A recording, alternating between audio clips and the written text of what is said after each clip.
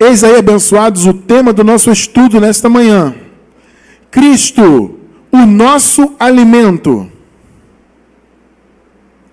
Cristo, o nosso alimento. Nosso versículo inicial se encontra em João, capítulo 6, verso 48. Livro histórico de João 6, 48. Antes de nós lermos, eu vou rapidamente me dirigir aos irmãos que estão assistindo pela gravação, convidá-los a se inscrever em nosso canal, marcar o sininho para vocês estarem sempre em contato com o nosso conteúdo. Se inscrevam, marque o sininho, tá bom? Aqui embaixo do vídeo no YouTube tem links muito importantes, tá? Tem o link também da nossa livraria, onde vocês podem ler os nossos livros gratuitamente, tá bom? E aqui embaixo do vídeo também tem um link do nosso canal no Telegram, onde vocês recebem no celular de vocês as notificações de todas as nossas postagens. Nós colocamos no Telegram também, tá? Então, entra no canal do Telegram, ouve lá no Spotify, se inscreve no canal, lê os nossos livros. Tá tudo isso aí à disposição de vocês em nome de Jesus, tá? Vamos ler então, João 6,48. E o Senhor disse, né? Eu sou o pão da vida. Louvado seja Deus. Preciosa igreja do Senhor, povo amado de Deus, escolhidos desde antes da fundação do mundo, povo santo, eleitos do Senhor, escolhidos desde antes da fundação do mundo, mais do que vencedores em Cristo. Meus amados, é importante nós termos em mente que há um alimento para a nossa vida e que ele é fundamental para a nossa vida. Jesus disse, eu sou o pão da vida. Você vai dizer assim, mas irmão Cristiano, aqui é Jesus de Nazaré, antes da cruz, ainda nos dias de sua carne. Nós sabemos que em graça, né, nós defendemos que nós pertencemos ao outro, aquele que ressuscitou, é claro. Mas, amado, é evidente que você pode e deve contextualizar. Jesus de Nazaré era o pão da vida para aqueles judeus e aqueles hebreus ali. Hoje o pão da vida é Jesus Cristo ressuscitado. Mudou a manifestação, entende? Mas o sentido e a importância de Jesus são os mesmos. O nosso pão da vida hoje é Jesus ressuscitado. Nós pertencemos a Ele, seguimos a sua doutrina, que é a doutrina da graça que foi dada ao apóstolo Paulo, e que através de Paulo, pela misericórdia de Deus, chegou até as nossas vidas. E mais uma vez nós podemos observar que o eu sou, né? Interessante isso, né? Quando Moisés disse, quem eu vou dizer que me enviou? Aí diga que eu sou te enviou. Tremendo isso, né? Aí depois, mais à frente, Jesus veio e disse, eu sou o caminho, eu sou a verdade, eu sou a vida. Tremendo, né? E aí ele disse aqui, eu sou o pão da vida. Ou seja, eu sou o alimento para os que são meus. Será que eu preciso explicar a importância do alimento? Acho que não, né? Para a nossa vida biológica? Acho não, certamente não preciso. Porque todos nós nos alimentamos, precisamos. Sem um alimento, o corpo biológico morre sem nutrientes. Então, quando você come, quando você se alimenta, naquele alimento há nutrientes que são necessários para a vida. Há ferro ali, né? Há substâncias importantes, vitaminas importantes. Quando você se alimenta, você está ingerindo vida. Então, por isso que Jesus disse, eu sou o pão da vida. É um tipo de alimento que é infinitamente mais importante até do que o alimento material para o corpo biológico. E é importante você entender que você também, assim como você tem que alimentar o seu corpo biológico, né, para que ele se mantenha vivo, é importante você dar o alimento certo também para a sua alma. Entende? Isso é que é importante. Nós que conhecemos o Evangelho, queridos, da graça, graças a Deus por isso, é um privilégio muito grande. Nós aprendemos, por meio da revelação da graça, a nossa posição em Cristo. Nós aprendemos a questão das duas naturezas que os eleitos e os filhos de Deus têm. Os salvos têm as duas naturezas. Nós vimos isto na semana passada. Esse estudo de hoje ele é praticamente uma continuação do que nós tratamos na semana passada. Tá? Embaixo do vídeo no YouTube, para quem está na gravação, você encontra o link do estudo passado, que fala das duas naturezas, carne e espírito. Então ali naquele estudo, se você não o estudou, assim que terminar esse, volta lá ao estudo anterior, aquele estudo demonstrou as duas naturezas. A importância de você aprender a separar no seu entendimento essas naturezas. Porque aí você conhece a sua posição em Cristo. Você entende que na carne, para Deus, você está morto. Né? E muitas pessoas questionam, mas irmão Cristiano, como é que eu posso estar morto se eu estou biologicamente vivo? Amado, morto é no sentido da condenação, entende? Da influência que a carne tinha antes da cruz de trazer condenação. A palavra diz que a lei de Moisés estava enferma pela carne. Então podemos dizer, num linguajar mais corriqueiro, mais fácil de se entender, metafórico, né? Que a carne e a lei andavam de mãos dadas. Porque a carne tinha, como tem até hoje, né, o desejo pelo mal, o pecado, e a lei imputava o pecado. Vocês entendem isso? Por isso que a palavra diz que a lei era a força do pecado. Então a carne tinha essa força do mal, a lei, né, impunha a morte. Vocês entendem? E a carne tinha essa influência maligna. Quando dizemos que a carne morreu, para Deus, em que sentido? Que para Deus, esta carne não tem mais poder de nos destruir no sentido espiritual, nos matar, tirar a salvação, condenar. Porque a lei foi... O Senhor Jesus colocou fim à lei, né? O fim da lei é Cristo. E alguns querem, inclusive, interpretar essa palavra fim como finalidade. Apenas, né? Ah, não, finalidade, o objetivo é Cristo. Como se nós tivéssemos ainda que cumprir a lei. Principalmente os 10 mandamentos na letra, né? Então eles defendem isso. Só que a palavra fim no grego é término. A palavra fim no grego, ela pode ser usada para se referir a um objetivo? Claro que pode. Mas primeiro que objetivo e finalidade é uma acepção mais fraca, primeiro ponto. E ainda que fosse usada essa acepção, o que significaria? Que o objetivo da lei foi alcançado em Cristo. Se o objetivo foi alcançado, logo ela acabou. De qualquer maneira, o sentido é terminar. Porque a palavra fim no grego é isso, é término, é o limite onde algo termina. É como se fosse uma... o que divide os países? A fronteira. Tem hora que me foge as palavras, né? Como se fosse uma fronteira.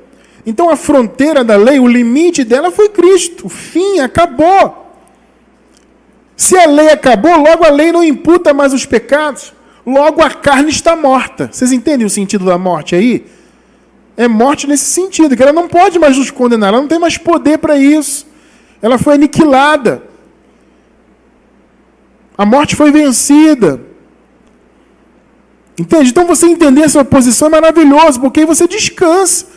Porque, amado, quando você está no sistema religioso, o sistema te ensina a você se observar e se ver somente na carne. Né? E aí na carne você vai se ver o quê? Com defeitos. Porque todos têm defeitos na carne, gente. Isso é inegável. A carne de ninguém é perfeita, a carne de ninguém se converte. A carne sempre quer o mal e quer praticar. Nós vimos isso semana passada, né? Eu quero fazer o bem, Paulo falando, né?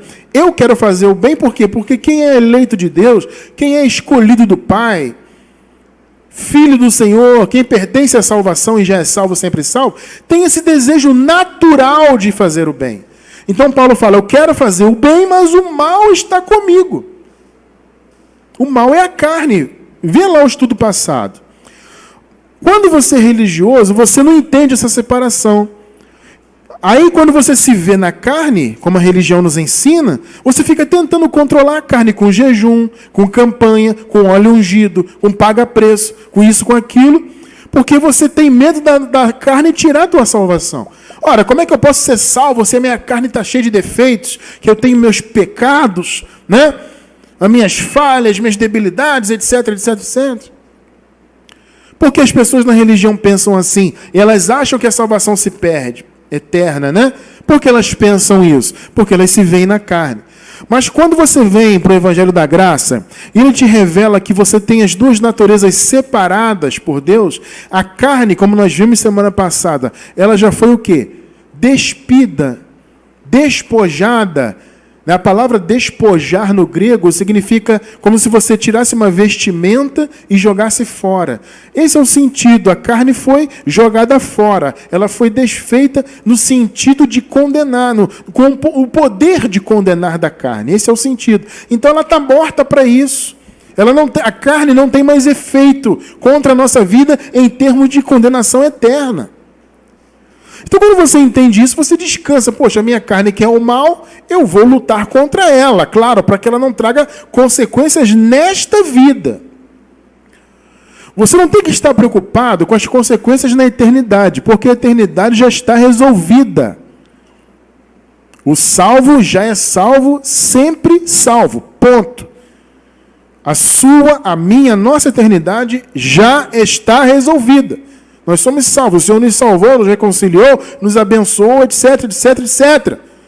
Então eu não me preocupo com a minha eternidade. Ela está garantida no Senhor pelo que Ele fez. Mas eu me preocupo com a minha vida aqui, porque eu quero agradar a Deus, porque, como eu falei, eu sou um eleito e eu quero fazer o bem. Eu não quero que males venham... Porque, amado, vamos lá, vamos pensar. O mundo em si, o mundo que nós vivemos, ele por si só, ele é mau. Não é isso? Sem você plantar nada. Imagine que você não plante nenhum mal na tua vida. Ainda assim, você vive no meio do mal. Que o mundo é mau. Esse mundo natural que eu estou falando aqui. Entende? A maldade no mundo sempre vai haver por causa da natureza humana. Então, imagina só. Você já está, né, no meio de um sistema que é mau, do mundo em geral, né? Nós já estamos à mercê desse mal. Ah, mas Cristiano não tem a proteção de Deus? Sim, gente, eu estou falando, vamos dizer assim, tecnicamente, né? É claro que nós temos a proteção de Deus, nós confiamos no Senhor. Mas eu estou assim, tirando isso de lado, estou falando assim, no sentido do dia a dia, você anda no meio do mal. Então o mundo já é mal, é isso que eu estou querendo dizer, por si só. Agora imagina você ainda trazer o mal para você. Por isso que é importante essa luta. Você entender, você conhecer o seu inimigo. Aliás, para você vencer uma batalha, é importante você conhecer o seu inimigo. Né? O sistema religioso nos ensinou a lutar contra um inimigo imaginário. Né? Um diabo espiritual imaginário. Tá? Sendo que o nosso inimigo real, como vocês viram semana passada, é a nossa natureza humana. Quando você conhece o seu inimigo de verdade, você tem armas. É um princípio básico, né? Para você vencer uma guerra, é conhecer o inimigo. Então você tem armas na sua mão. O conhecimento do inimigo é importante. Vou dar um exemplo aqui futebolístico. Quando um treinador de futebol vai jogar com outro time, se ele for um bom treinador, ele vai estudar o outro time. Ele vai preparar a equipe dele em função do outro time. Ah, o outro time é mais defensivo, né? Então eu vou preparar o time assim. Ah, o outro time ataca mais. Então eu vou preparar assado, vou fazer uma estratégia aqui ali. Ele conhece o adversário, entende? Então a graça nos proporciona isso, conhecer um adversário verdadeiro. E separar essas naturezas, carne e espírito, né? É uma chave fundamental para você entender o Evangelho da Graça. Para você entender como pode eu ser um salvo se eu tenho uma carne cheia de defeitos. É justamente por isso. A carne ela pode afetar a sua vida nesse mundo, a vida material, trazer consequências más, tristezas, etc, etc. Pode. por isso é importante lutar com ela. Ela pode entristecer a Deus, né? Como a palavra diz, não entristeçais o Espírito Santo. Então a carne entristece, então ela traz esses males e afeta o galardão, porque o galardão é pelas obras, né? Então o seu galardão pode ser afetado. Enfim, existem inúmeros males, mas ela não afeta a salvação. A salvação é pela graça e já foi concedida. Está muito claro isso, né? Então, amados, vamos caminhar nesse conhecimento e ver qual a importância do alimento para essa batalha. Essa batalha entre as nossas duas naturezas. É importante ter um alimento e alimento bom. A nossa verdadeira identidade, nós entendemos que é a identidade espiritual. O apóstolo Paulo, em certa ocasião, ele escreveu assim: a nossa cidade está nos céus. Aí você para pensar, a gente sempre interpretou assim, bom, a cidade está nos céus é o quê? É para onde eu vou. Tudo bem, esse entendimento não está errado, porque quando sairmos dessa vida aqui material, nós iremos e estaremos no paraíso fisicamente, só que com outro corpo, glorificado. Esse é o nosso destino, é o paraíso, obviamente. Tá? Mas quando Paulo fala, a nossa cidade está nos céus, ele não está falando do nosso destino apenas. Na verdade, o Paulo está falando da nossa origem. Porque a sua cidade, a minha, é onde você nasce. Então, materialmente, eu, Cristiano França, nasci no Rio de Janeiro. Então, a minha cidade é o Rio de Janeiro.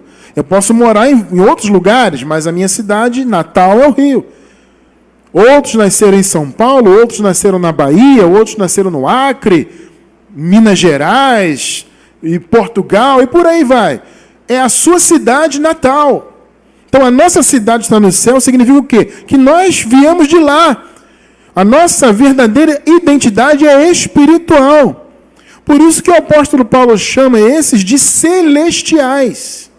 Primeira carta de Paulo aos Coríntios, capítulo 15, verso 48.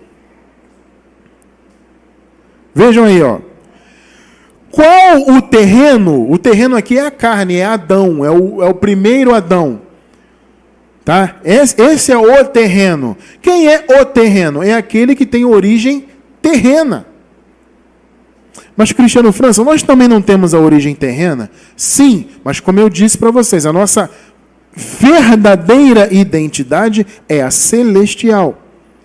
Nós trazemos a imagem do que é terreno, mas nós temos a imagem e teremos na eternidade a imagem do celestial. Por quê? Porque nós somos celestiais. Qual o terreno, tais também os terrenos. Então você vê que há um grupo de terrenos que tem origem apenas terrena. Agora, e qual o celestial? Quem é o celestial aqui no contexto? É Jesus. Então, da mesma forma, assim como é o terreno, são os terrenos. O primeiro Adão. Assim como é o celestial é quem? É o último Adão, é Jesus. Então, qual o terreno? São os terrenos. E qual, assim como é o celestial, tais também os celestiais. Você é o quê? Você tem a imagem do terreno? Tem. Mas o que você é? Você é celestial. Por quê? Porque a sua cidade está nos céus. Percebeu? A nossa verdadeira identidade é essa. É o homem interior. É o que foi originado em Deus na eternidade. Percebe? Essa é a nossa verdadeira identidade. Tá? Nós somos celestiais. Então, em nossa natureza celestial, primordial, quem nós somos de verdade em Cristo Jesus, veja bem, nós já estamos plenos nessa natureza. É uma outra coisa que o sistema religioso não entende, né? Quando a gente fala que a gente já é perfeito, olha, amado, com todo respeito, tá? Não estou aqui para debochar de ninguém, não.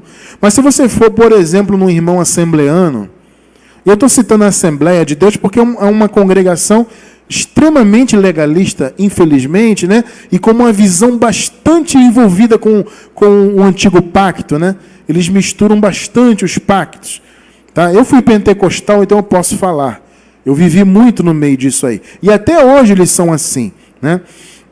Então, se você falar para um irmão pentecostal, por exemplo, que ele é perfeito, ele não aceita. Ele não aceita, ele até fica ofendido. Que isso, irmão? Perfeito só Deus. Isso é uma heresia. Por quê? É aquela história que eu falei agora há pouco. A pessoa se vê na carne, não no espírito. Ela não entende que essa carne já foi despojada. Entende? Ela não conhece que ela tem uma natureza celestial, espiritual, que ela é espírito. Ela está apenas revestida de uma carne, mas ela é espírito. Esse homem interior é perfeito. Então, por que eu digo que somos perfeitos? Aliás, eu digo não, a palavra, né? Por que a palavra diz que nós somos perfeitos se nós temos uma carne que tem defeitos? Por quê? Porque o homem interior está perfeito. Porque no homem interior habita o Espírito de Deus. A palavra diz que aquele que se une ao Senhor, e nós fomos unidos a Deus por meio de Cristo, né? É um Espírito com Ele. Então nós temos dentro de nós um Espírito. É o homem interior. E esse homem tem um Espírito dentro dele que é o Espírito de Deus. Eles são um só. Por isso posso dizer, nós somos perfeitos. Na carne, obviamente que não. No homem interior. Por isso que Paulo fala, Colossenses 2:10.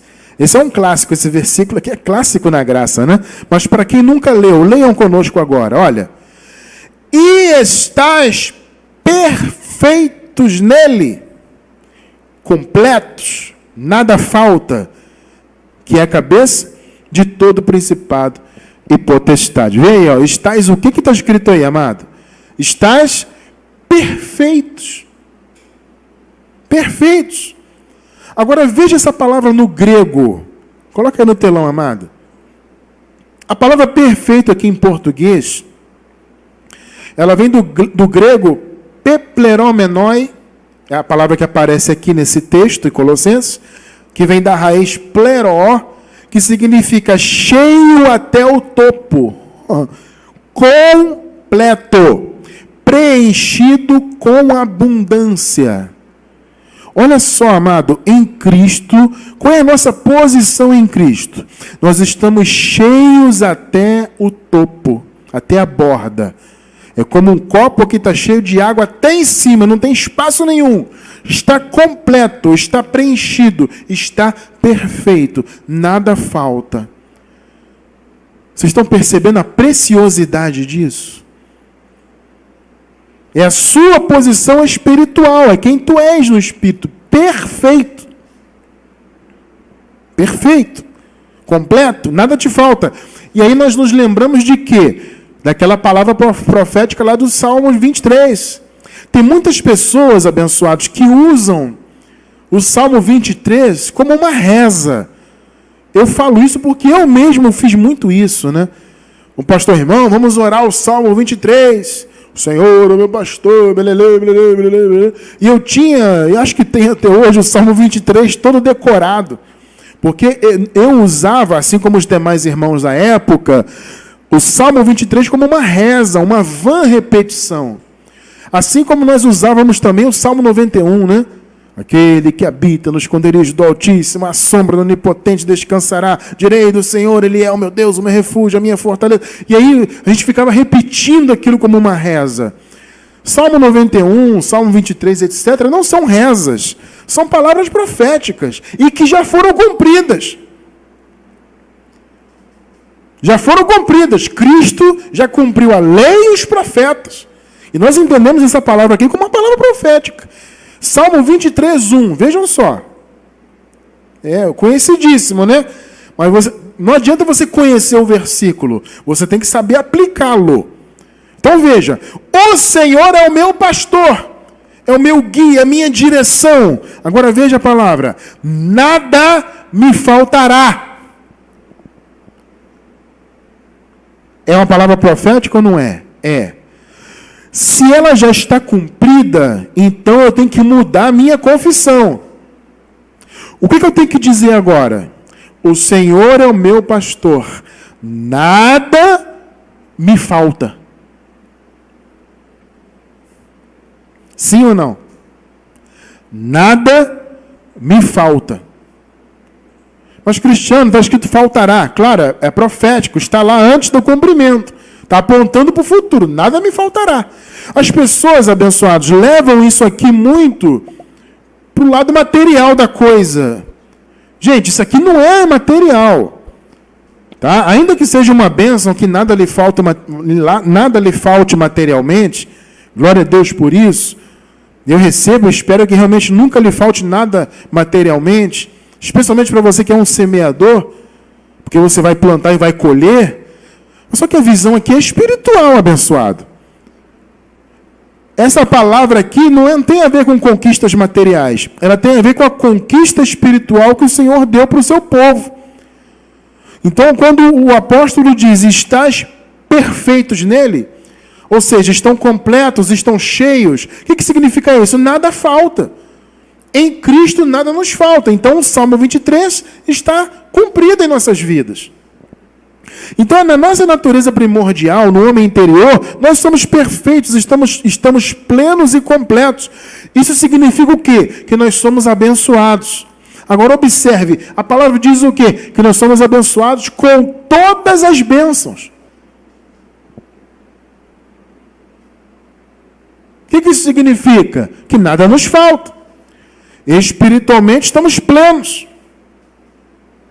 Essa é a sua posição, meu irmão, espiritualmente. Somos abençoados, santos. Fomos santificados como a única oferta, o corpo de Cristo na cruz. Somos salvos eternamente. O Senhor já nos reconciliou, já nos reuniu nele. Sarados espiritualmente. Tudo isso está completo. Essa é a nossa posição. Então, quando a gente fala com o pessoal do sistema religioso, que nós somos salvos para sempre, e eles também, eles não aceitam. Porque eles só se veem na carne, eles não se veem completos como eles são no espírito. Porque eles estão enganados, né, amados? Infelizmente. Então o sistema religioso não aceita. Eles só se veem em pecado, se veem condenados, e na cabeça deles, Jesus ainda vai voltar, e eles podem ficar, entre aspas. Por quê? Porque eles não aprenderam a separar as duas naturezas.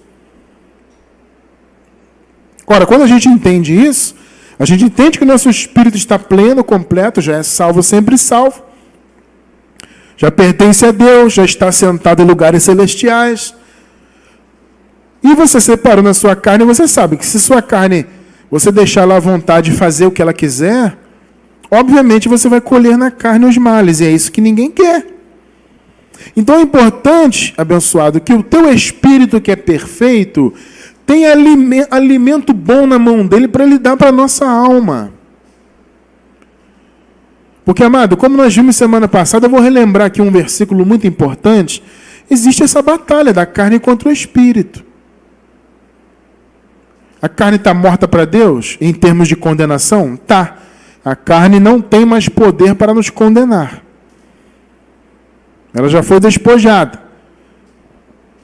Mas ela influencia não a nossa eternidade, não pode nos tirar a salvação, mas ela pode tirar a nossa paz. Entende? Pode nos perturbar, trazer males, como eu acabei de falar, tristezas, etc. Então há essa batalha. Enquanto essa carne aqui estiver viva biologicamente, ela sempre vai querer influenciar. Então vamos relembrar um versículo semana passada, que também é um clássico da graça. Nós já lemos muitas vezes aqui, Gálatas 5,17. Porque a carne luta contra o espírito. Está vendo qual é o verdadeiro inimigo? Não é um inimigo imaginário, é um inimigo real. A carne luta contra o espírito. E o espírito contra a carne. No estudo passado a gente se aprofunda um pouco mais, né? Nesse entendimento aqui desse versículo e do contexto, tá? Hoje eu só estou pontuando para relembrar. Porque a carne luta contra o espírito e o espírito contra a carne. E estes, olha só, se opõem. Há uma oposição. Um está de um lado, o outro do outro. São dois âmbitos separados e distintos. Agora veja, para que não façais o que quereis. Note que está sublinhando aí o quereis. Por quê? Porque eu quero dar ênfase a esse querer. O que é esse querer? Vamos lá.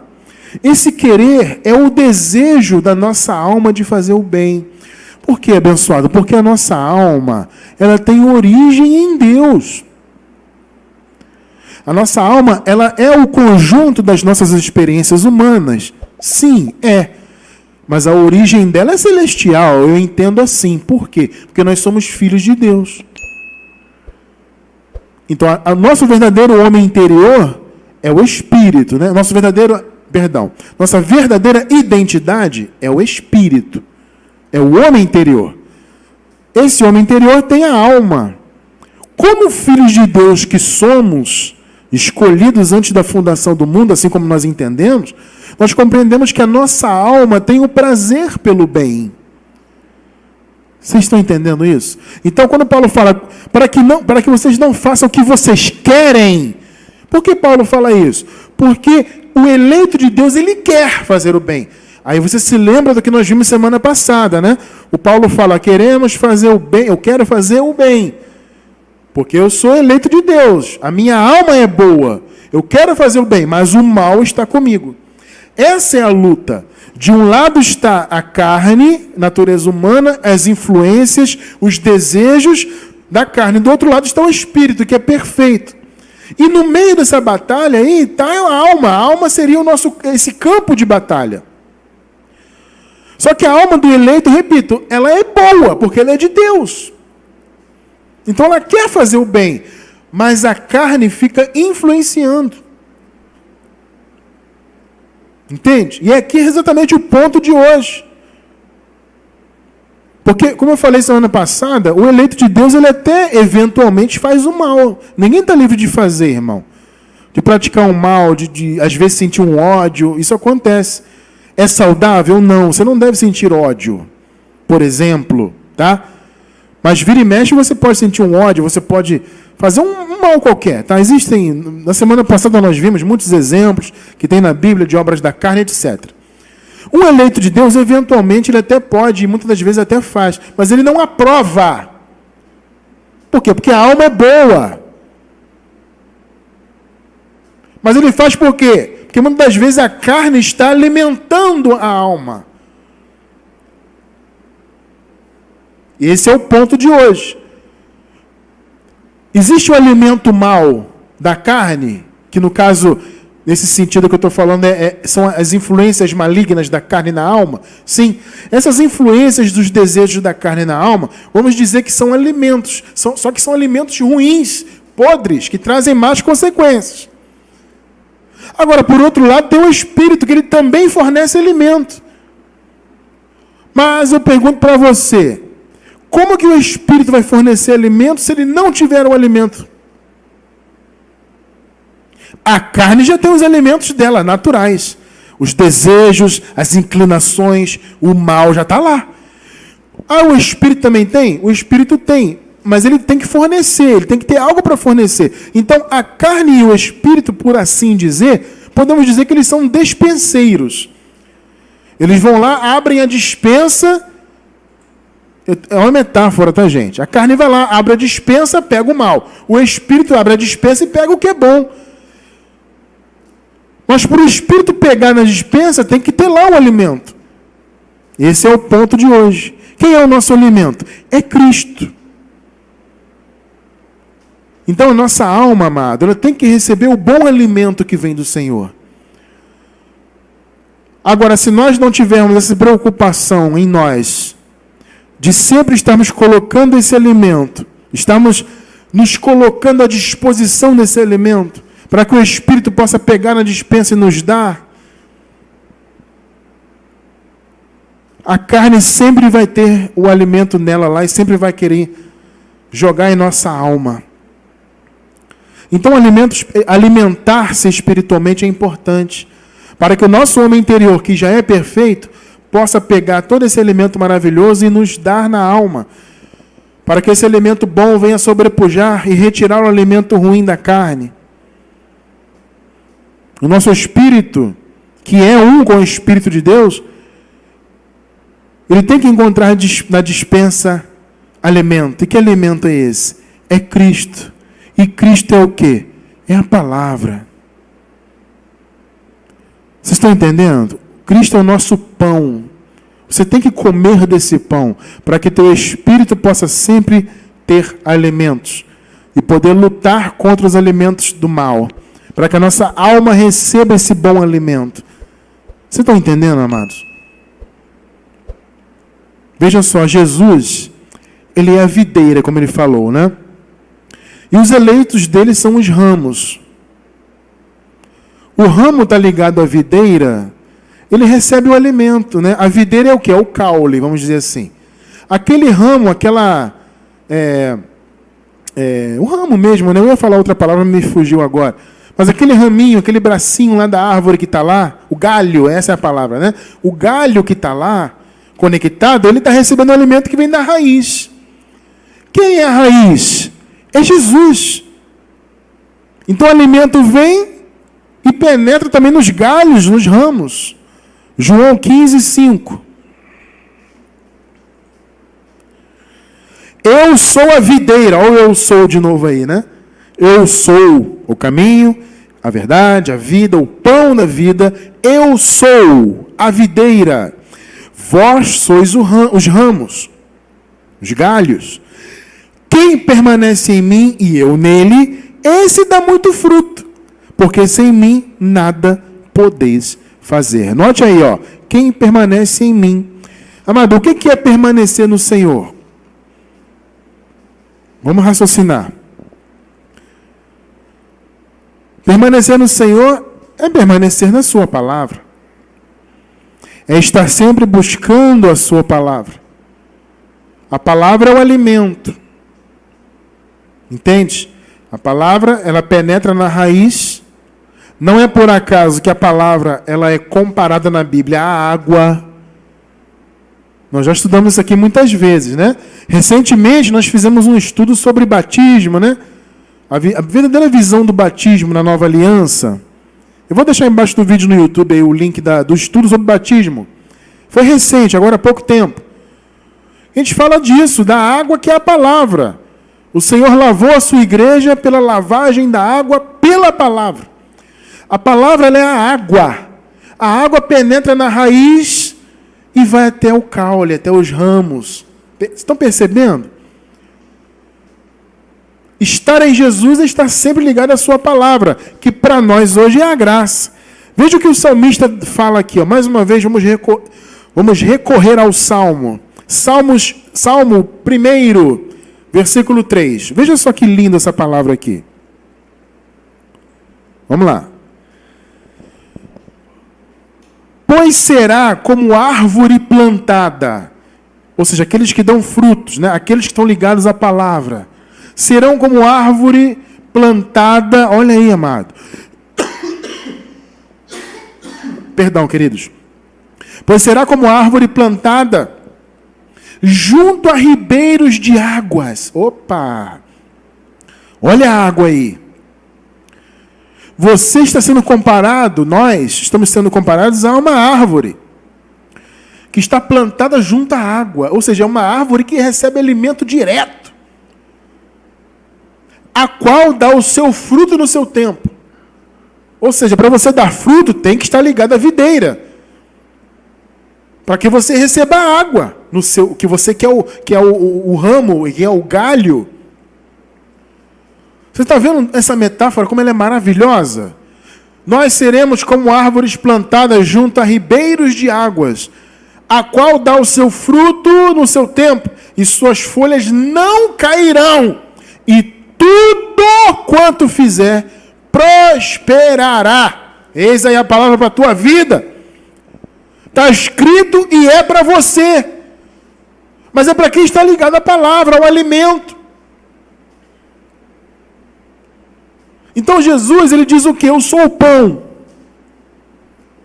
Representando o alimento sólido. Porque nós, aí mais uma vez usando a metáfora, né, do corpo biológico, ele precisa dos dois alimentos, não precisa o nosso corpo?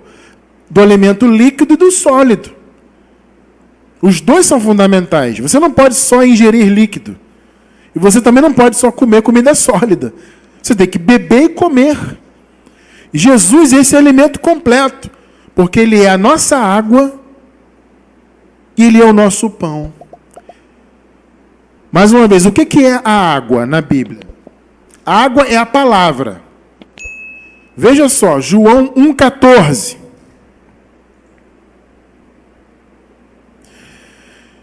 E o que se fez carne aí? O que se fez carne? Alô? O Verbo se fez carne. O que é o Verbo? É a palavra. E a palavra se fez carne. O Verbo se fez carne. Lembra-se que Jesus estava profetizado, o Messias, em todo o Antigo Pacto. Todo o Antigo Pacto era uma preparação para o Messias. O Verbo profetizado, a palavra de Deus se fez carne. E habitou entre nós. E vimos a sua glória, como a glória do unigênito do Pai, cheio de quê? De graça e de verdade. O Verbo se fez carne. Jesus é o quê? É a palavra. Se Ele é a palavra, Ele é a água. Então Jesus é a água que nos enche de vida. Você entende a importância de você estar ligado à palavra sempre, amados? Vocês entendem a importância do nosso trabalho aqui? Do esforço que nós temos aqui de trazer sempre a palavra fresca para vocês? Porque nós entendemos a importância da palavra estar sempre à disposição. É livro para você ler, são textos, né, são artigos em nosso site para você ler. São vídeos, mensagens em áudio, diversos estudos, tudo à disposição dos irmãos. Para quê? Para que você esteja sempre em contato com a palavra. A palavra é o teu alimento, ela é Jesus na tua vida. Jesus é a água e Ele é o pão. Mais uma vez, João 6,48, agora até o 50. Eu sou o pão da vida. Então Jesus é o quê? Ele é a água, o alimento líquido, e Ele é o alimento sólido. Ou seja, Ele é o alimento completo.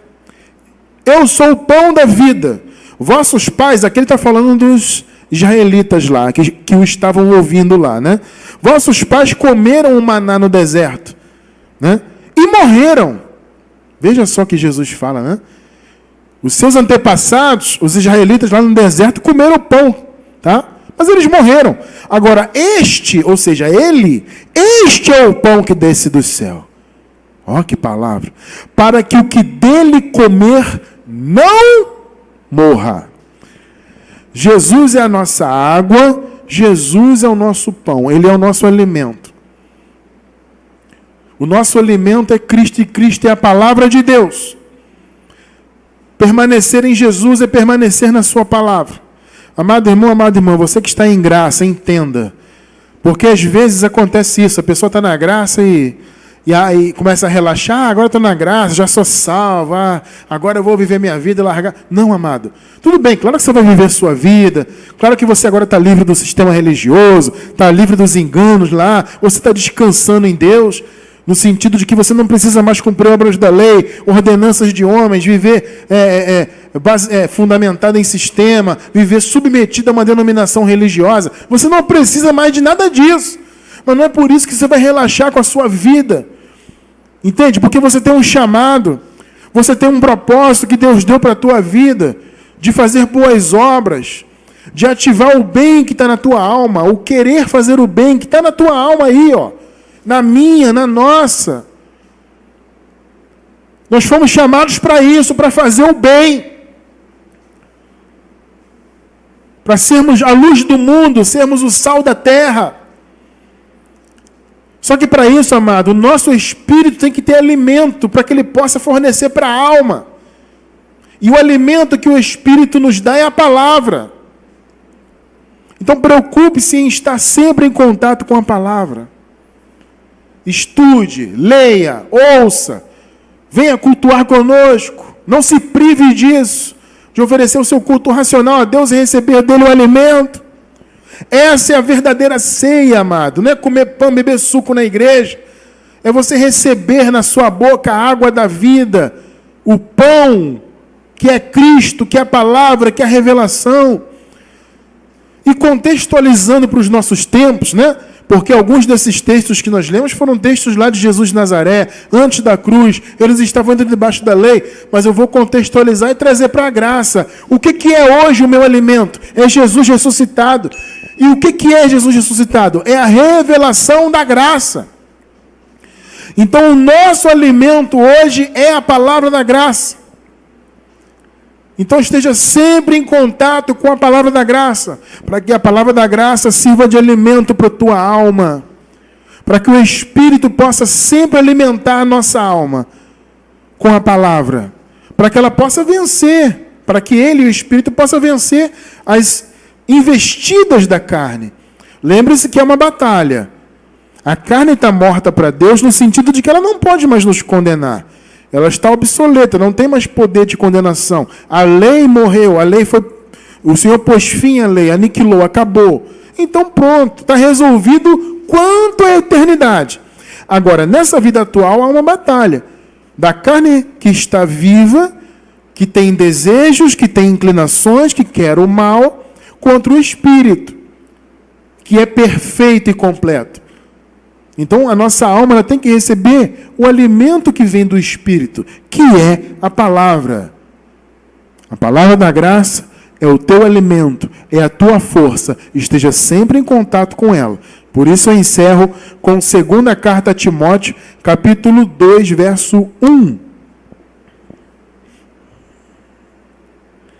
Tu, pois, meu filho, que Paulo falando a Timóteo, fortifica-te aonde, queridos? Aonde?